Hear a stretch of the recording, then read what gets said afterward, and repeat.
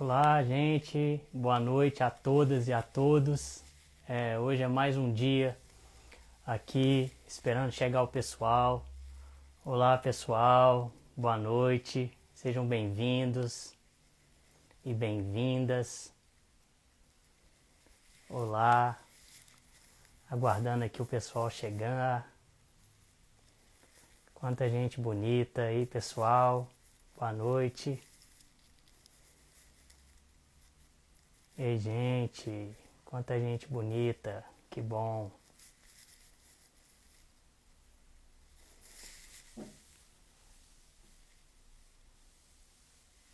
Olá, pessoal, quanta gente bacana.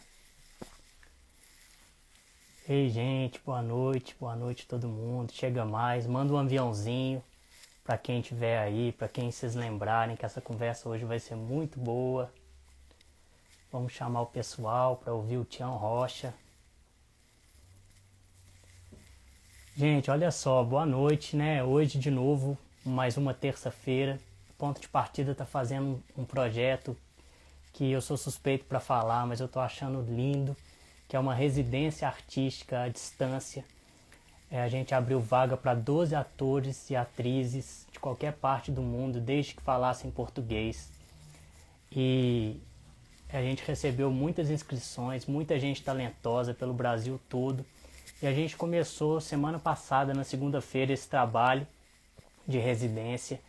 E está sendo lindo, né? A gente trabalha com os meninos todos os dias, de 2 às 4 da tarde. E nas terças-feiras, como sempre, né, o Ponto de Partida decidiu dividir com o nosso público mais querido, um pouco do que a gente está fazendo por lá. Então, toda terça-feira, a partir das 20 horas, tem uma live. Semana passada foi com a nossa diretora, Regina Bertola. Hoje é com o nosso queridíssimo Tião Rocha, do CPCD, né, que é nosso parceiro na ONG. É a ONG que é nossa parceira na fundação e na criação dos Meninos de Araçuaí. E semana que vem tem a Babaia, que é a nossa preparadora vocal, conhecidíssima aí, pioneira, né, nesse trabalho de preparação vocal da música popular no Brasil. Então, esse projeto ele é patrocinado pela CEMIG, através da Lei de Incentivo Estadual de Cultura. Então eu queria falar para vocês ficarem ligados que vai ter muita gente boa ainda. Tem o Ronaldo Fraga, o Silvério Pereira, o Cacá Carvalho, Alexandre Rousset, Tereza Bruzzi, enfim, muita gente bacana para a gente bater um papo e falar sobre teatro, cultura em geral, outros assuntos. Então eu vou chamar hoje aqui o nosso queridíssimo Tião Rocha, nosso parceiro de tantas e tantas lutas, tantas e tantas batalhas, tantos e tantos sorrisos. No texto de divulgação eu escrevi que o Tião, ele não é só um sonhador, né? Ele é um realizador de sonhos, que eu acho que talvez seja até mais importante que ser só um sonhador, né? A gente tem que fazer força para conseguir realizar o que a gente sonha. Então eu vou chamar o Tião aqui. Primeira vez que eu estou fazendo isso, mas vai dar tudo certo. Já está lá esperando a gente. Recebam o Tião com muito carinho, escutem o que ele tem para dizer, que ele é um sábio. E aí, Tião, boa noite. Boa noite. Tá bom, Pablo? Tudo bem, né? A gente está tão perto e tão longe, né, Tião? Pois Nunca é, ficamos tão perto e tão longe ao mesmo tempo, né? é verdade, é verdade. Mas está sempre junto, né? Sempre, Claro, sim. independente da distância. Um prazer estar aqui, muito obrigado pelo carinho, pelas palavras, né? Pelo convite de participar dessa prosa, né? Prazer para nós. Ah, diga, o que você quer? Primeiro, você está mais que à vontade, né, Tião? Primeiro, o Tião, gente, é uma pessoa que agora que ele está mais adaptado a essa pandemia que nós todos, porque ele não tem um dia que ele não faz uma live, uma prosa com cada pessoa mais interessante.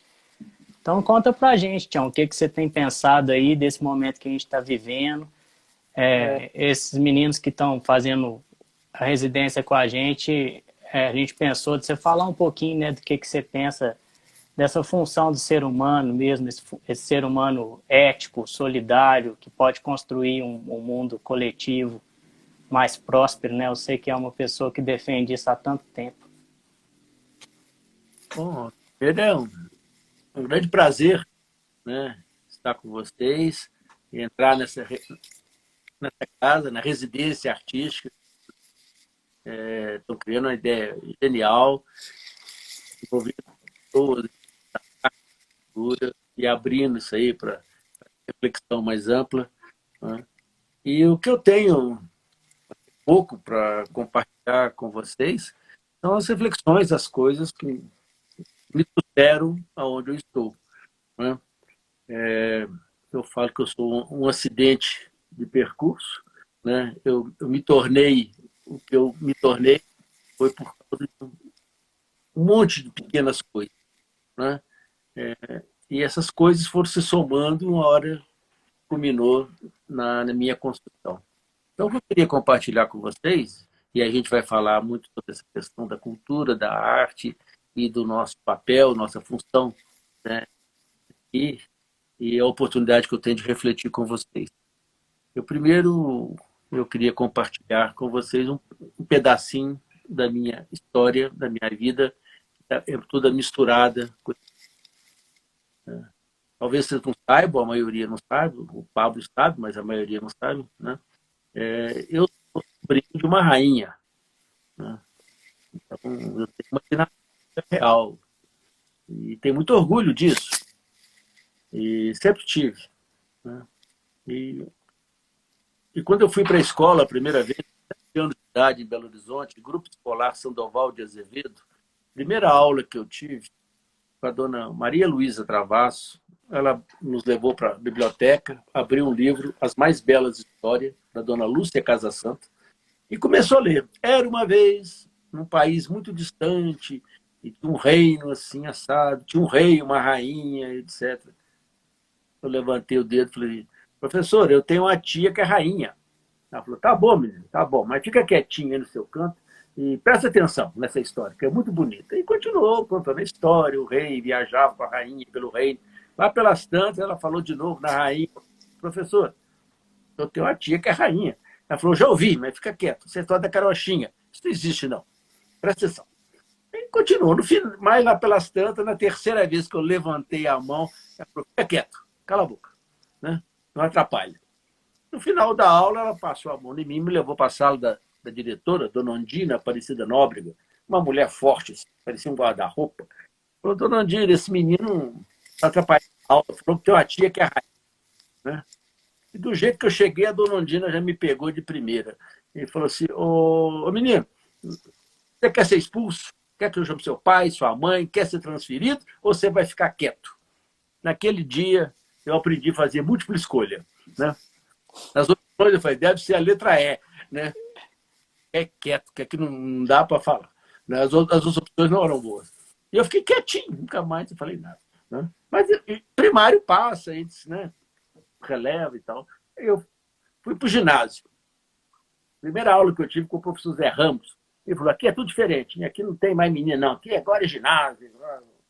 Nós vamos ter aula de história do Brasil. Né? Pro meu azar. E começou a falar, né? Portugal, o rei e a rainha de Portugal, da Espanha, da Península Ibérica.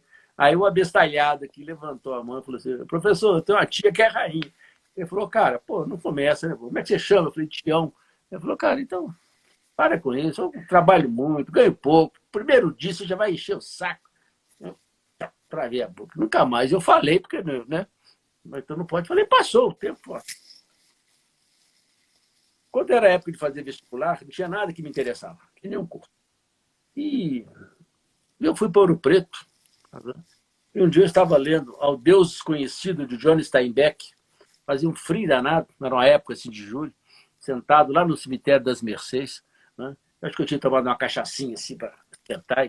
E aí eu comecei a viajar e lembrar que eu estava numa cidade que eu não conhecia aquela história daquela cidade, como é que foi construída, aquele cemitério, aquelas pedras, aquelas construções. E aí voltou a história da minha tia, que já tinha falecido nessa época. Naquele momento, me deu um clarão. Né? Os americanos têm insight, né? Nós mineiros também é clarão mesmo. E um desses clarões, eu falei, sabe, eu quero fazer história. Aí eu fui fazer curso de história, fiz vestibular, entrei, estudei, fui o melhor aluno do meu curso, estudei todos os reis e rainhas que vocês possam imaginar, todos. Né? Nunca tive uma aula sequer sobre a minha tia. Né? Mas eu era esperto, fiquei caladinho, não vou falar nada. Né? Então, no último, saindo da universidade, eu procurei o professor Caio Bosque. Falei, professor, eu vim aqui para estudar a história da minha tia, que era rainha. Eu não tive uma aula sequer. Ele falou, você veio para o curso errado, né? Vai fazer antropologia, você vai encontrar ela lá. Né? Então, me passaram um trote de 4 anos na história, e eu fui para antropologia e custei para achá-la. Ela estava escondidinha num lugar chamado Cultura Popular, folclore. E eu acabei virando folclorista, antropólogo e folclorista por necessidade, para tentar entender aquilo. Fazia parte da minha vida. Né? Minha tia foi rainha perpétua do Congado. Né? Então, do mês de agosto ao mês de outubro, os ternos de Congado se reuniam nas homenagens às festas de Nossa Senhora do Rosário, e os ternos, caboclinhos, catopês, Moçambique, etc., se reuniam. E ela, eles iam buscá-la na casa dela, né? Lá no bairro São Geraldo, uma umbrella vermelha, ela com o seu manto, seu cetro, e dançava, cantava os reis do Congo, e eu pulava a fila, entrava, ia para o colo dela. Eu era tio, eu era da família. Então, né? E aquilo foi muito... Então, essa história, né, de ter me levado a estudar história, antropologia, mexer com cultura popular e aprender, tentar entender a cultura, e tem isso aí a culpa da minha tia, chama tia gorda, né? Maria Hilarina de Jesus. Né? E, sem querer, ela me empurrou para isso. E eu fui trabalhar com isso. Né? Trabalhar, professor durante muitos anos, né? Dei aula, todos. Um belo dia eu percebi que eu não queria ser mais professor, eu queria ser educador. Né? E aí eu percebi que onde eu estava não precisava, não queria educadores, queria professores, que era na Universidade Federal de Ouro Preto.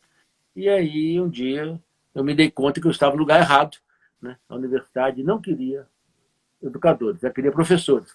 Eles falavam que para a mesma coisa, eu dizia, são coisas diferentes. Mas qual que é a diferença? A diferença é que o professor é aquele que ensina e o educador é aquele que aprende.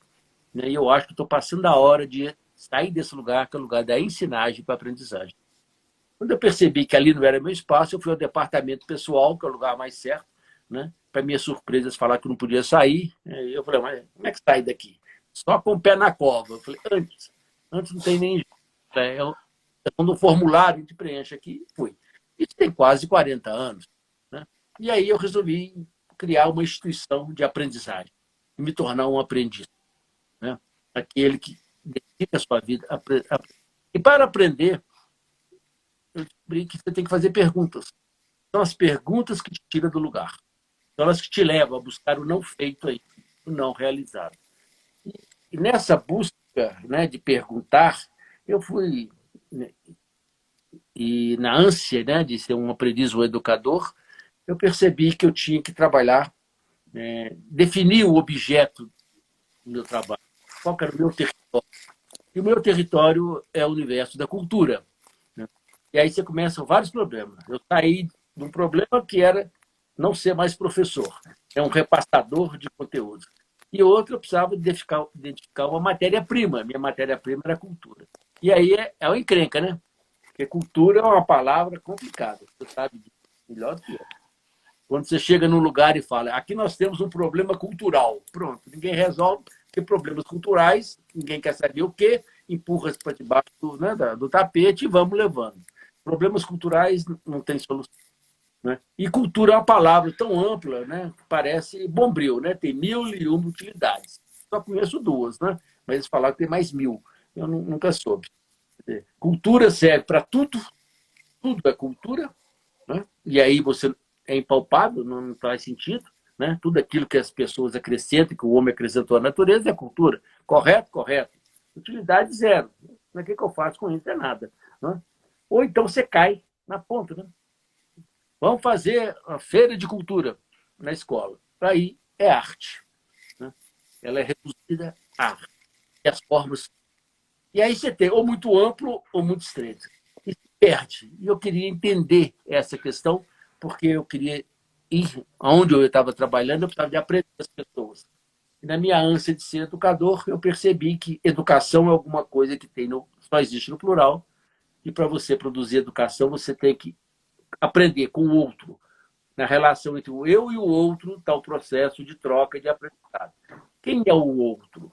Aprender o outro, fazer uma leitura do outro, a sua percepção, é isso que foi me levando a tentar entender o meu território, o lugar onde eu vivia, onde eu estava trabalhando, né?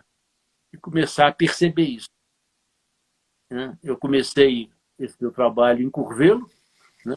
O Guimarães Rosa dizia que é a cidade capital da minha literatura, e dali foi o ponto de partida, o meu ponto de partida para outros lugares, para o Vale do São Francisco, o Vale do Medonha, onde nós estamos lá há poucos anos, né? Inclusive com ponto de partida, com os Minas Gerais Paraí, mais toda uma cidade. Mas também fui para o Lixão de Vitória, fui para o sul da Bahia, no Baianão, fui para o Jari, na Amazônia, maior favela fluvial de Palafitas, fui para Iquitos, do Peru, fui em todos os lados, né? E nesses lugares eu precisava fazer uma leitura, né, significativa desses espaços, das pessoas. Então, é um pouco disso que eu queria compartilhar com vocês, né? E trazer para vocês, para todos que estão nos assistindo, e aos residentes, algumas questões, alguns pontos de reflexão, né? Em todo e qualquer lugar por onde eu andei e por onde eu ando, eu comecei a perceber que é possível você leituras segmentadas ou fragmentadas de um território, de uma comunidade, de uma população. Mas o que é comum em todas elas? Então, o que eu aprendi e percebi, em todo e qualquer lugar, você pode olhar para esse território, para as pessoas, pelas formas como eles se organizam. Eu chamei isso as formas organizativas. Quer dizer, como é que as pessoas se juntam? Para que se juntam? Desde da família até se juntar no time de futebol, o pessoal da igreja, a turma do pagode, a turma do truco, né? Tudo que tem placa na porta ou que não tem placa na porta. É sindicato, é escola, é universidade, são instituições, grupos organizados ou grupos que se encontram, né, ocasionalmente. Como é que as crianças participam desses grupos? Como é que elas se juntam para brincar? Né? Para jogar bola, para jogar peteca, para pular corda, para brincar de boneca. Como é que os jovens se juntam depois para fazer suas festas, seus bailes, a música, o pagode, o funk, a roda de samba? Como é que os adultos fazem, as mulheres, para rezar na igreja, etc. Quer dizer, existe um monte de maneiras. E eu fui percebendo que isso é fundamental na vida das pessoas, né? E quanto mais as pessoas participam de grupos, têm possibilidade de encontro, mais ela tem possibilidade de criar alternativas. Então, uma das coisas que eu tive que aprender a fazer era criar condições de motivo para as pessoas se juntar, por exemplo, no Vale do São Francisco, onde isso era um problema muito sério, né? Porque era muito vazio, as pessoas não tinham. Era um lugar que não tinha uma biblioteca, mas que não tinha jogo de futebol mais, não tinha um coro, não tinha música, não tinha uma festa, o lugar do não tinha, né? É do nem isso, nem aquilo. Então nós tínhamos que mobilizar para as pessoas se juntar, para ver se trocavam. Trocar o que tem pelo que não tem.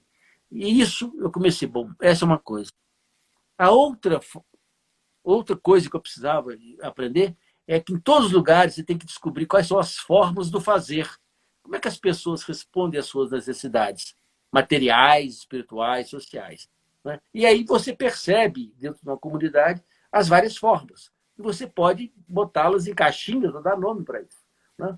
Então, isso aqui, se a gente junta e fala, bom, isso aqui é ciência, bom, isso aqui é arte, né? Mexe com música, teatro, com literatura, isso aqui é tecnologia, né? Então, são formas do fazer. São tantas quantas, né, as pessoas se juntam para responder às suas necessidades. E essas formas do fazer, elas têm muito a ver com a evolução, né? Do Homo faber e surgiu o Homo saber. Do homem que faz surgiu o homem sabido. Ele aprende a partir do seu fazer, né? A outra questão é como é que tem os sistemas de decisão dentro de uma comunidade. Tem aquilo que é estruturado, né? Tem placa na porta, é o poder, é o político, é o padre, é o juiz, ou é o delegado, mas também é a mulher que tem a chave da porta da igreja, porque se ela fechou a porta da igreja, ninguém entra. Ela é a autoridade, ela tem uma decisão. Mas tem também, né, aqueles dos poderes não formalizados, não governamentais, né, que atuam. Aprender a perceber isso. Né? O que eram os poderes de decisão individuais e coletivos? Né? O que mobiliza as pessoas para tomar essa decisão e assumir os papéis? A outra questão era do território. Né? Como é que as pessoas ocupam o seu território, como é que elas olham o seu entorno, né? Se olham para o próprio umbigo, ou se estão ligadas ao mundo, ao planeta. Né? Outro aspecto, né, é perceber quais são as relações de produção que existem. Quem faz o que para quem? Como é que as pessoas vivem do seu trabalho? Remunerado, solidário, gratuito, subexplorado, não explorado, etc. Né? Entender essas relações. E aí eu fui caindo dessa coisa mais concreta para outro campo. Né? Era olhar para as pessoas e percebê-las, né, como é que elas estão situadas no tempo.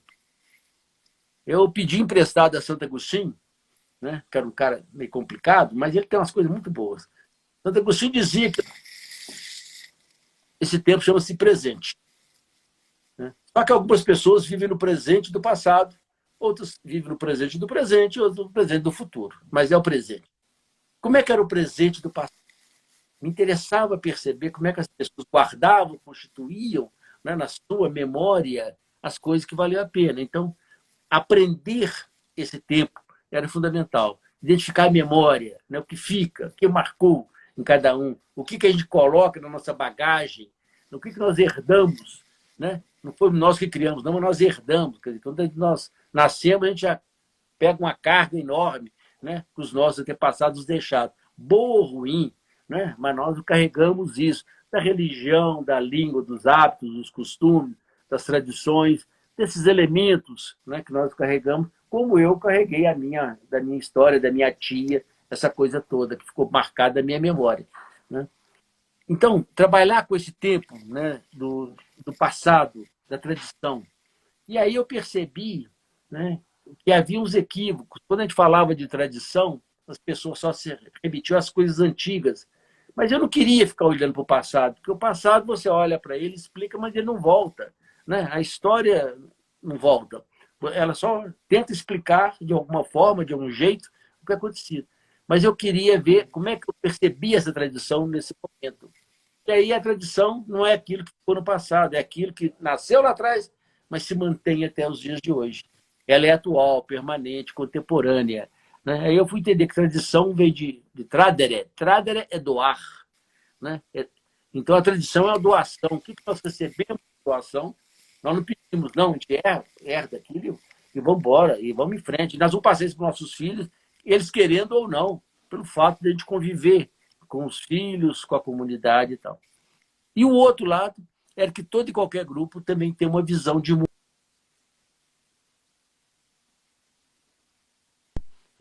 Ele tenta sempre mostrar que é um outro futuro, mesmo quando ele acha que nada vai dar certo. Né?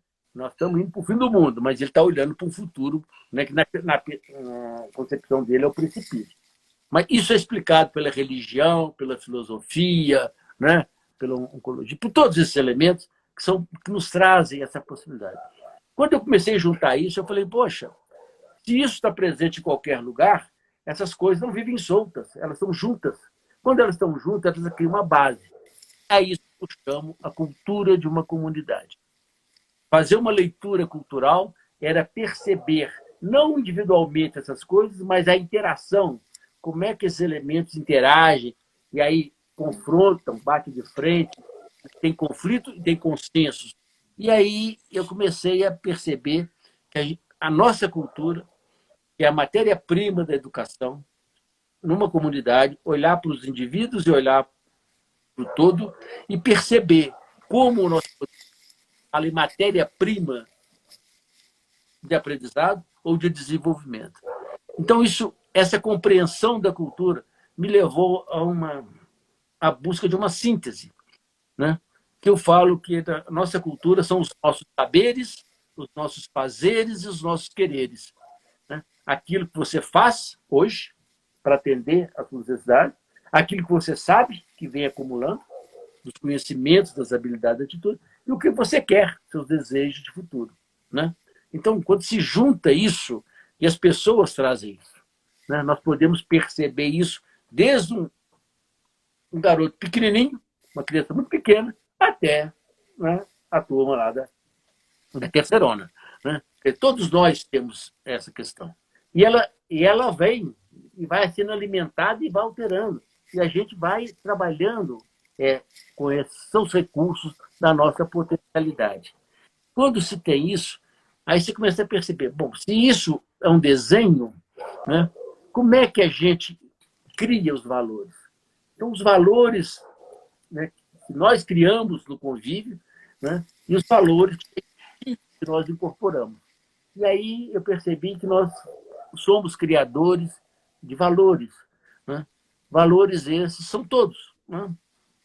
Se alguém me pedir quais são eles, eu falei, tudo que termina em ismo, tudo que termina em é valor. Bondade, ruindade, fraternidade, é valor. Entendeu? Egoísmo, machismo, mundonismo, tudo também é valor. Bem ou ruim, isso é outro critério que nós vamos estabelecer, né, no convívio. Como é que a gente usa e estabelece. Mas quando esses elementos criam, né, uma base fundamental para a estruturação de uma comunidade. E aí a gente começa a perceber, dentro disso, desse campo de valores, como é que é essa cultura. Né? E aí qual que era o meu trabalho, né, nessa relação de educação? É pensar o eu e o outro. O outro é o diferente. Né? E a gente se completa na diferença. Os iguais não se completam, se refutam. Isso é um conceito matemático. Mas os diferentes se completam. Aprender o outro é fazer uma leitura dessa cultura. Aonde que ele se situa, em que momento que ele está. Ele vive no presente do presente ou no presente do passado? Sabe? E aí tentar, a partir dessa perspectiva, aprender com ele para a gente criar caminhos. Né? Não só de bater de frente, mas olhar junto para a possibilidade de construir. Então, esse exercício ele se constituiu a partir de muita pergunta, né? Perguntas que eram desafiadoras, né? E elas sempre foram muito motivadas por um princípio, né? Que a gente incorporou ao nosso trabalho no CPCD, de quantas maneiras diferentes e inovadoras eu posso. 2 pontos. Aí você põe a encrenca na frente. Né? Se a sua encrenca, por exemplo, tirar um jovem da linha de tiro, de quantas maneiras diferentes e inovadoras eu posso tirar um menino da linha de tiro. Ou, se alfabetizar um garoto, é outra, né? É outro jeito, mas você foca naquilo. Essa, do ponto de vista da educação, por exemplo, né? Essa pergunta que nós nos fizemos há 30 anos, né? Quando a gente começou o CPCD, era possível fazer educação sem escola ou se era possível fazer boa educação debaixo de um pé de manga. Né? De quantas maneiras eu posso fazer isso? Nós vamos aprender todos os jeitos, mas respondemos afirmativamente. É possível, sim, fazer em qualquer lugar, inclusive debaixo de um pé de manga, mas que é impossível fazer boa educação se nós tivermos bons educadores. Né? E depois, os problemas concretos, né? Como é que a gente garante que todas as crianças podem ser alfabetizadas? Né? De quantas maneiras eu faço isso? Então, a gente chegou a listar uma vez, nós tínhamos 62 maneiras inovadoras para alfabetizar um menino, uma criança. Ou seja, o menino não me escapa, ele não vai ficar analfabeto nem que ele queira. Entendeu? Porque esse cara na nossa mão, nós vamos encontrar uma hora e nós pegamos ele do jeito. Pronto. Qual que é o jeito? É o tempo e o ritmo de cada um. É aquilo que toca. Né? E aí eu acho que esse ponto que é fundamental. Não é o tanto que eu ensino, é o tanto que o outro aprende. Então, que hora que eu vou o ponto doce? Que hora que marcou? Né? O que toca na gente? Né? E você sabe isso melhor do que eu, que mexe com criação, com arte, com música. Que hora que toca? Que hora que aquela nota, aquele ritmo, aquela melodia, essa me marcou. É essa que ela vai te incorporar como um valor. Né? Então, quando você percebe isso nas pessoas, que é esse exercício da descoberta do outro, né? Para que ele possa usar crescer a sua potencialidade. Então, E como é que as pessoas olham uns para os outros? Olham para o todo. Né? Como é que a gente exercita esses olhares, essa capacidade de leitura e do outro? A antropologia, a melhor coisa que a antropologia me ensinou, e me marcou muito, é um pé de página. Né? E que o Goethe escreveu, ele dizia, um bom antropólogo, um bom educador, né? E eu falo, eu acho, vocês, né? Formadores de formadores que são, é aquele que no seu trabalho, na sua função, né, profissional, ele é capaz, ele tem uma capacidade de ler, ele aprende a ler o outro em tal ordem que um dia ele é capaz de diferenciar piscadela de piscadela. Por quê? Porque a cultura, essa coisa grande que eu falei, cheia de formatos, de engrenagens que se juntam, que interagem, entendeu? Né? Ela é pública, né? Ela é notória, ela é palpável, dá para você pegar, né? Dá para você ver, dá para sentir, ela é pública. Mas também ela é microscópica. Ela vem em pequenos nadas, pequenos sinais. Uma piscadela. Né? E todo mundo sabe, né? Diferenciar piscadela de piscadela. Né? Primeiro, que a gente não se dá conta que pisca, né? Que é tão natural que você não pensa nisso. É instintivo. Você tem que piscar. O seu corpo pisca, né? E você não se dá conta. Só que existem piscadela e piscadela. Né? Quem joga truco sabe muito bem, você que é um bom truqueiro, você sabe disso. Né? Olha que dá, teu cara tem um 6 na mão, lá vai. Né? Pronto. Ou então, quando você chega em casa, né, ou chama a atenção da criança e fala, menino, cadê o dever que você ficou de fazer hoje? Né? Ô pai, né? Pronto, não fez, estou ferrado. Né? O tique nervoso. Então, quando encontro um rapaz bonito, uma moça simpática, cruza na rua, né? Terça-feira à noite, sabe? Dá aquela piscada. Se vier uma igual ao contrário, pronto, é um discurso elaborado. Né? Posso ir? Demorou. Né? Ou seja, existe uma elaboração sofisticada, que é uma síntese. Eu acho que essa coisa, né, vocês fazem disso perfeitamente. Né? Essa piscadela, esse ponto, né? esse algo mais. Sabe? Eu aprendi uma coisa quando eu trabalhei em Moçambique, eu estou misturando aqui, mas eu acho que vale a pena pensar alto. Quando Moçambique era o terceiro pior país em Nigéria. Se você olhasse os dados, o IDH, as estatísticas de Moçambique, ele estava na rabeira, ele tinha caído para a terceira divisão há muito tempo. Né? E eu tinha muita dificuldade de conviver e aprender a fazer uma leitura. Eu tinha os meus critérios, o meu olhar, a minha formação, a minha herança. Eu cheguei lá, comecei a bater de frente, né? Com o tempo, com o ritmo, com a percepção. Eu precisava de fazer. Então, com muito exercício e vontade de aprender o outro, que é o meu desejo como educador, eu comecei a perceber e aprendi, comprovei, que mais matava as pessoas, mais causava miséria nas pessoas, não era a carência material, né? Mas era uma doença chamada melancolia. Né? Que não é uma doença física, ela dói, você não vê, ela dói a alma. Né? Você não sente a dor física, você sente um vazio da alma. É quando as pessoas eram, os jovens, eram uma pedra de gelo, viravam uma poça d'água, no dia seguinte olhava lá, cadê? Sumiu, evaporou. As pessoas se tornavam invisíveis. E aí eu comecei a buscar o que era isso. Era esse vazio. E eu convivia com jovens, eu vivia provocando. Então eu começava desde lá de cima, de juntar um bando de jovens, eu falava assim, moçada, quem é de vocês aqui que está pensando em ganhar o Prêmio Nobel da Paz? Esse cara me olhando assim, o que esse cara está falando? Aonde que é isso? Que planeta que ele vive?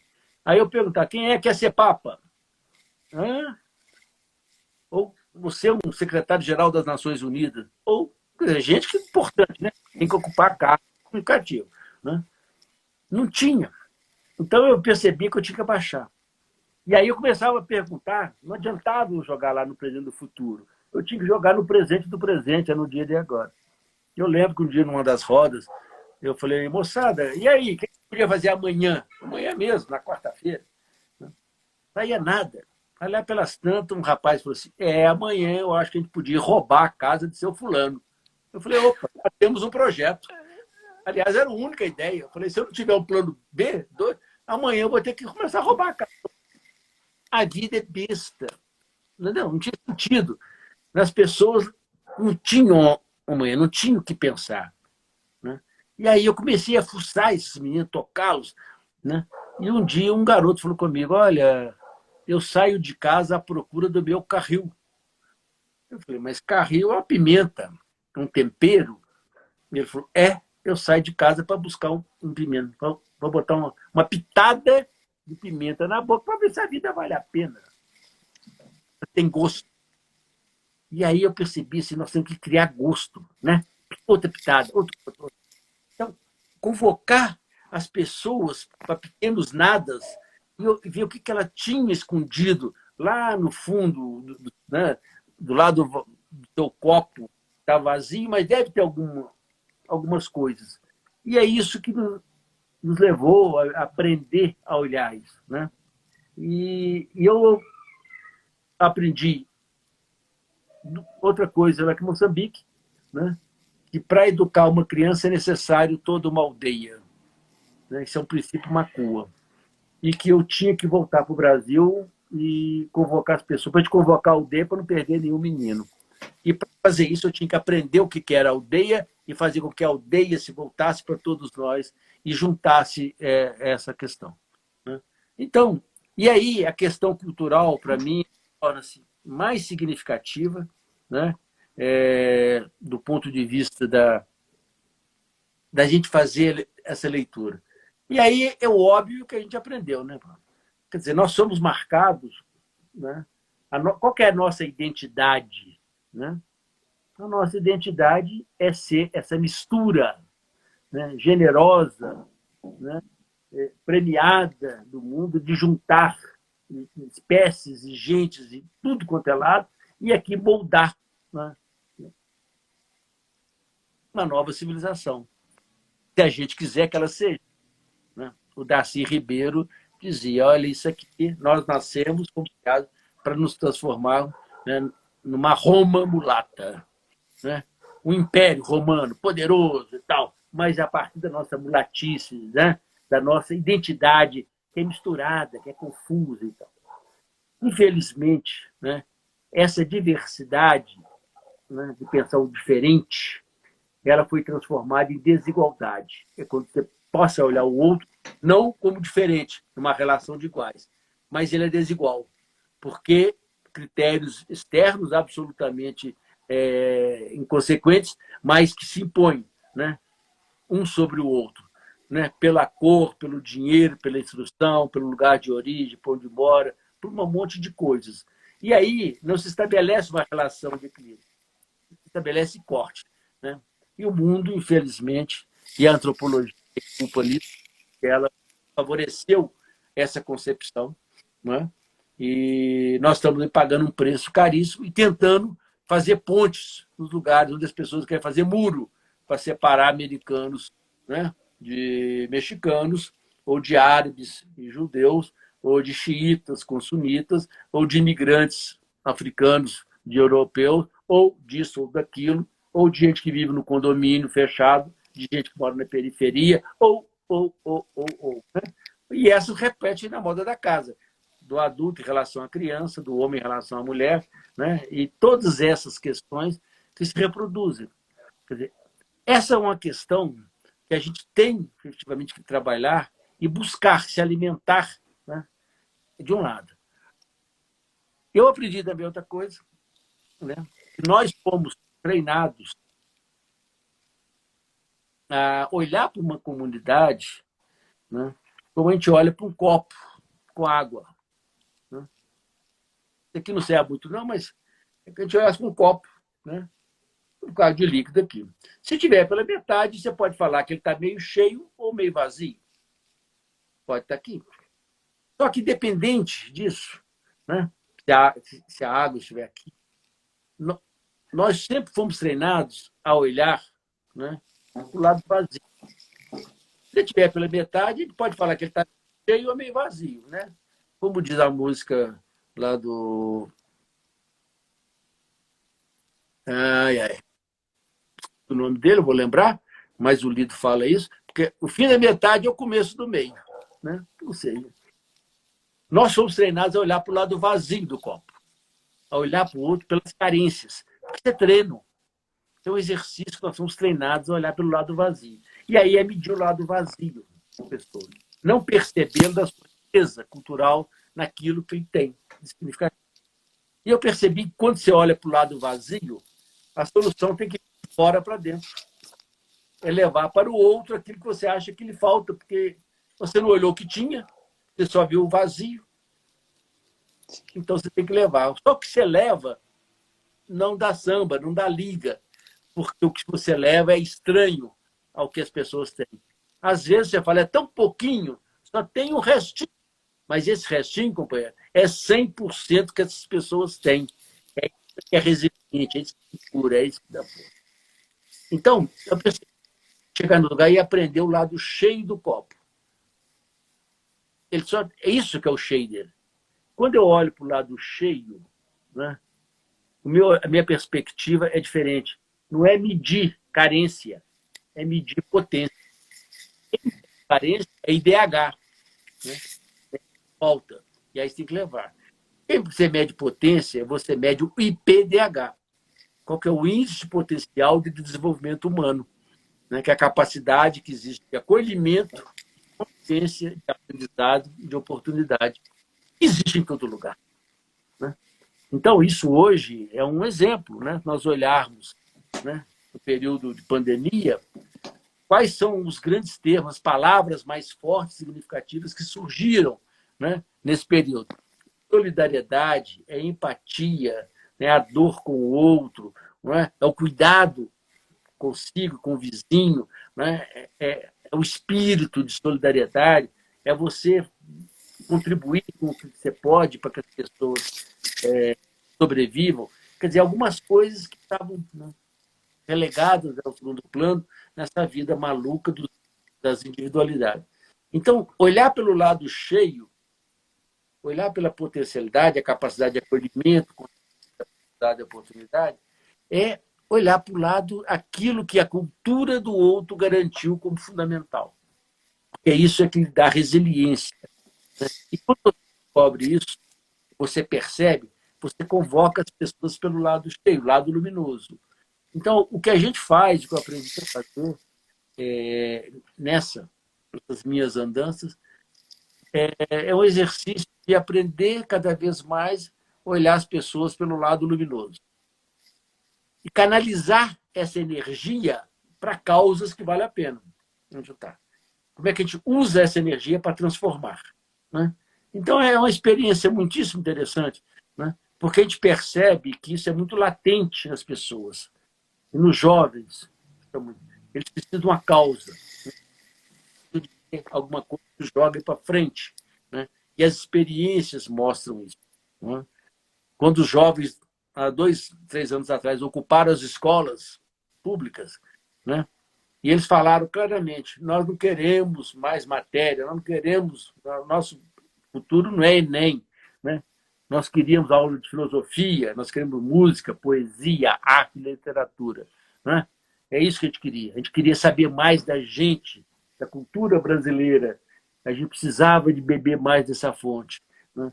Então, esse é um dado que eu acho fundamental, né?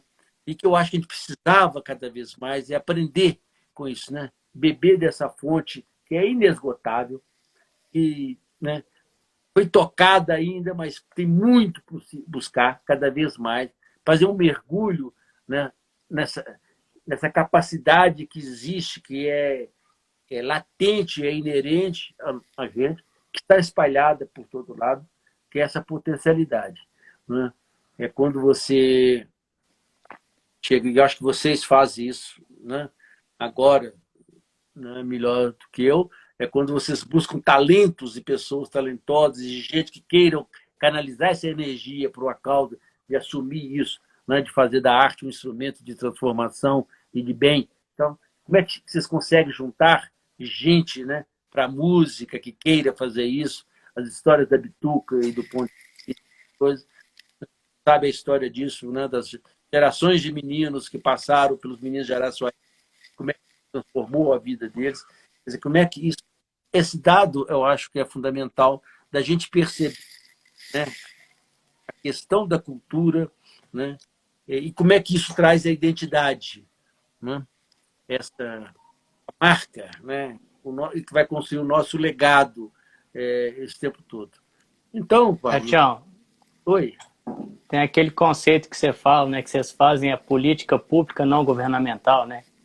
Que é o cara na Espanha te perguntou o que era isso. É verdade. A gente descobriu, né, que nós somos fazedores de política, né? Nós somos, né, e fazemos isso. Mas quando você tem uma causa, né, por nosso caso, né, quando a gente assumiu um desafio que era uma realidade, né, que era o fracasso escolar de um sistema educacional falido, no caso de Araçuaí, né, dos meninos que estudaram 8 anos naquelas escolas públicas, só 3,3% conseguiram o grau de suficiência. 96,7% eram insuficientes, 60% do estado crítico. Quer dizer, quando você vê uma estatística dessa, você fala, bom, depois de 8 anos de escola, né, deu 96,6% de prejuízo, bom, a gente tem que fechar, né? Um crime de lesa majestade. Como isso não vai acontecer nada, leva-se na galega, né, isso empurra, eu percebi, né, que a gente tinha um jeito de tirar esses meninos desse lugar.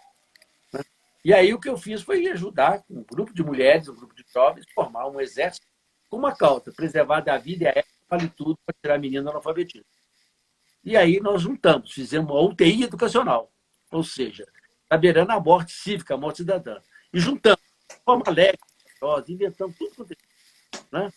A Rosana Guerra escreveu um livro sobre isso, que ela não aguentava de tanta informação, ela pegou e juntou e fez um álbum de história, que é lindo, maravilhoso, porque eu falei, vai lá escrever, porque eu não consigo mais acompanhar tanta solução, tanta riqueza. Bom, no final da história, nós tivemos todos com nenhum para trás. E aí, quando você tira, as pessoas falam, e agora? Para onde a gente vai? Eu falei, vai para um lugar saudável, né? Vamos para uma cidade educativa. E aí virou um sonho, né? A construção dessa, buscar esses sonhos. E a ciência, a gente caminhamos para isso. E aí, em 2006, essa experiência Araçuaí foi considerada em Lyon, na França, estava aí entre os 4 projetos mais revolucionários no mundo, né, de inovação. 10 municípios estavam lá os 10 prefeitos, né, 9 prefeitos das cidades. E é só cidadezinha merreca, sabe? Coisa miúda. É Barcelona, Córdoba, Medellín, Santa Fé, Bucareste, Helsinki, né? Só lugarzinho. E eu de besta lá no meio, né? E o cara falou, mas vocês vão trabalhar prefeito? Eu falei, não. Ele falou, mas como é que é isso? Isso é um projeto de política pública, não governamental. E os caras falaram, mas existe isso no Brasil? Eu falei, oh, rapaz, no Brasil tem cada coisa que até Deus duvida. Né? Eu acho que nós fazemos política pública, nós fazemos, vocês fazem disso, entendeu? Muito mais, porque nós somos isso, né? Agora, isso é uma coisa que a gente acumula lá atrás, né? Que faz parte está na nossa origem como instituição de educação. Quer dizer, quando a gente começou a fazer perguntas, começamos a aprender fazendo, etc., nós precisamos ter clareza, né? Nós começamos dos não objetivos da educação. Primeiro, o que eu não quero que aconteça. Isso é um monte de princípios que eu não posso repetir, nunca mais. Porque, para não reproduzir o fracasso, a mesmice e tal.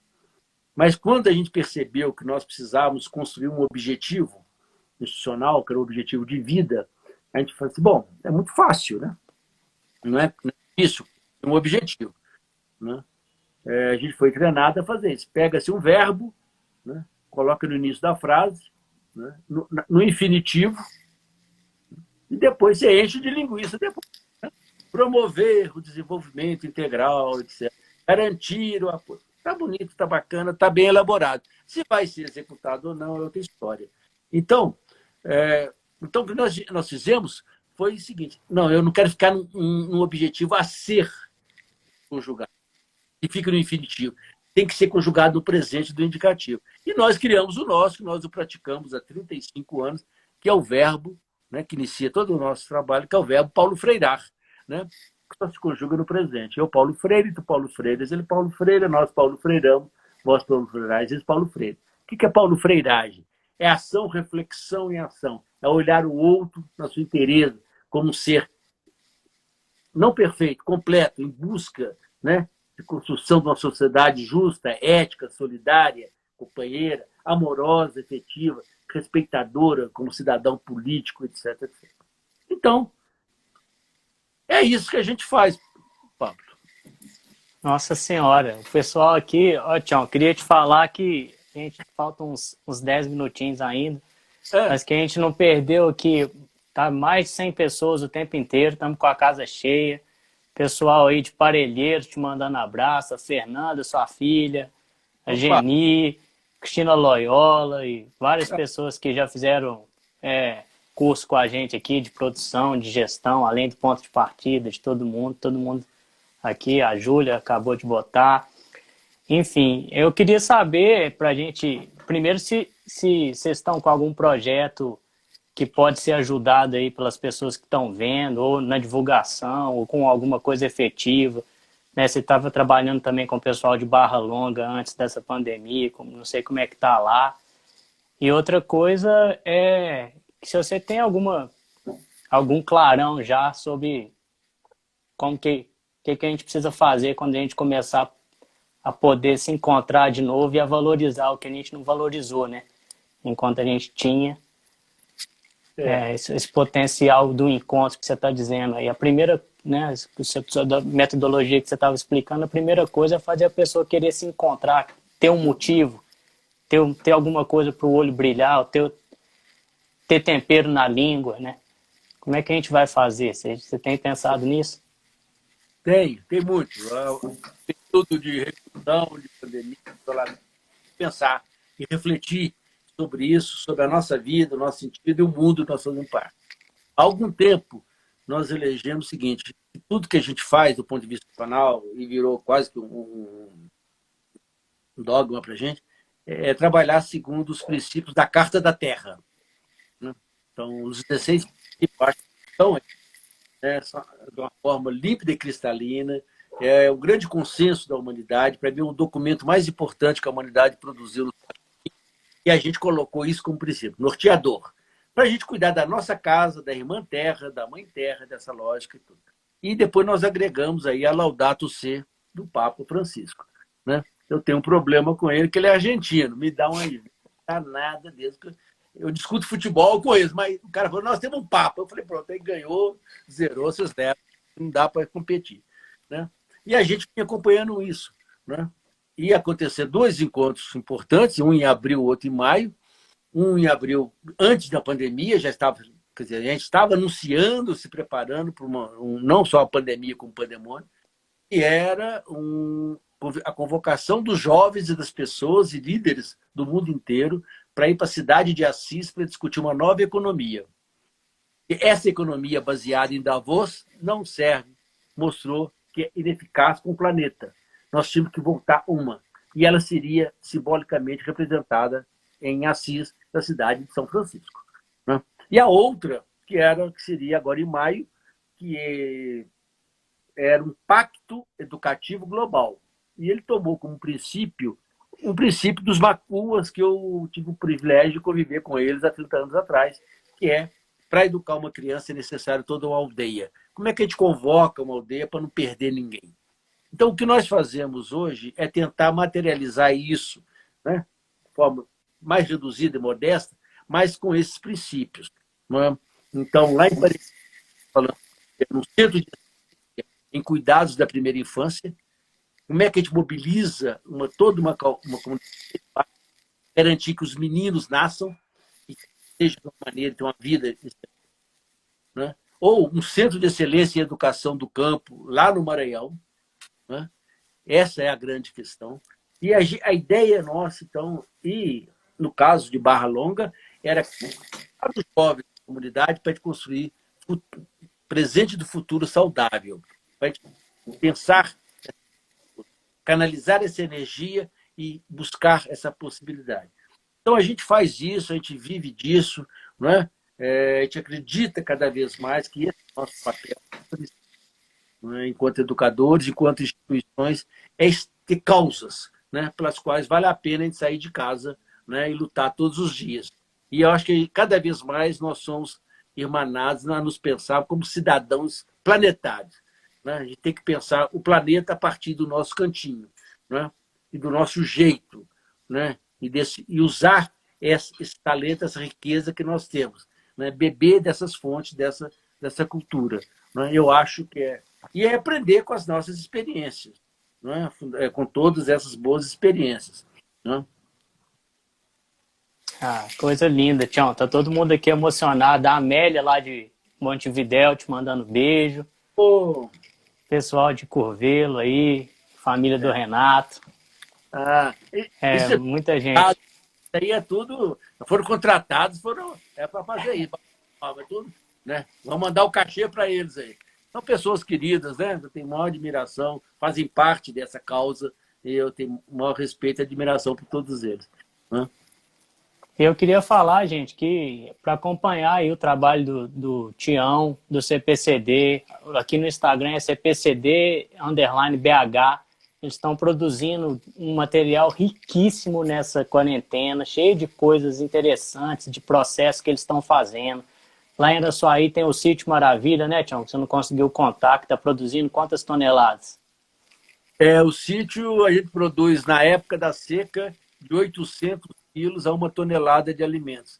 E na época da chuva agora chegou 1 tonelada e 20, 1 tonelada e 200, né? De forma orgânica, tudo, numa área de 5 hectares. Quer dizer, comprovou para nós que é possível você conviver com o semiárido, com a seca, e sabendo usar, não desperdiçando água, e sabendo usar, né, recursos, você criar uma vida saudável. Né? É isso que o sítio serve. Lá é uma escola de aprendizado para cuidar bem da terra. É lá que a gente exercita a Carta da Terra com o maior compromisso. E só contando um pouquinho, né, que quando o Tião foi entrar em Araçuaí, lá, ele queria fazer uma devolução para a Natura e chamou a gente para fazer um coro, né, Tião? Isso. E aí nós fomos lá ouvir e apaixonamos com os meninos e estamos juntos há 22 anos e praticamente esse ato do CPCD, a entrada do CPCD em Araçuaí, mudou completamente uma cidade. Eu queria te falar uma coisa que eu não sei se você sabe. Ontem saiu o edital, o resultado do edital da lei de Minas Gerais aqui que eles estão lançando na Secretaria de Cultura. Tinham 8 projetos de Araçuaí. Um de Barbacena e 8 de Araçuaí. Olha só que coisa boa. Eu acho que vocês têm um pedacinho disso aí, né? A gente tem, eu acho, né? Tem, você tem, com certeza tem. Eu acho que vocês marcaram fundamentalmente nisso. Quando a gente foi para Araçuaí era uma região que exportava jovens por corte de cana. E é o pacto que os meninos que sentassem na nossa roda, ser criança, nós não íamos perdê-los, né? De jeito nenhum com corte de cana. Esse é um pacto que a gente fez há 22 anos.